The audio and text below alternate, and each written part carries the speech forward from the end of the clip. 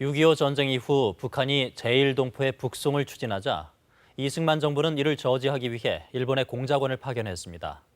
이 과정에서 상당수 공작원이 숨지거나 일본 경찰에 체포됐는데 이 사건에 대해 법원이 당시 정부의 행위가 위법했다는 판결을 내렸습니다. 백인성 기자가 보도합니다. 6.25 전쟁이 끝난 뒤 북한의 만경봉호를 통해 이뤄지던 제1동포들의 북한행.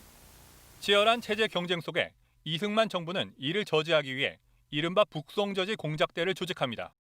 일본 내 조총령 간부 납치와 북송저지 등 특별 임무 수행이 목표였습니다.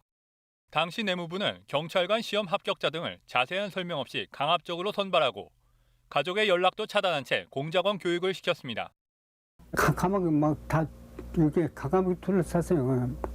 그 유리창 하나 없이 그냥 한 3개월가량 훈련을 받았죠. 정부는 심지어 폭풍이 심한데도 일정을 맞추기 위해 공작원들의 일본 밀항을 강행했고 전모 씨 등 12명이 탄 배는 현해탄에서 전복돼 결국 모두 숨졌습니다.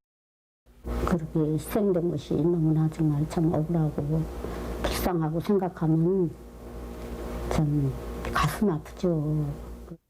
특별법이 만들어져 일부 보상이 이뤄졌지만 당시 행위에 대한 법적 판단은 그동안 이뤄지지 않았습니다. 그런데 최근 법원은 이 같은 정부의 행위가 위법했다고 판단해 당시 사망한 전 씨의 아들에게 국가가 2억 5천만 원을 배상하라고 판결한 것으로 확인됐습니다.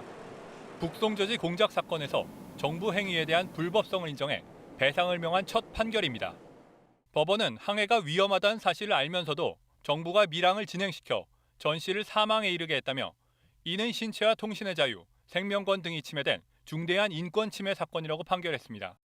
또 내무부 치안국 소속 공무원들의 직무상 불법 행위로 발생한 손해를 정부가 배상할 책임이 있다고 판단했습니다.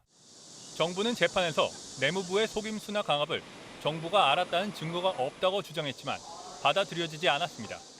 KBS 뉴스 백인성입니다.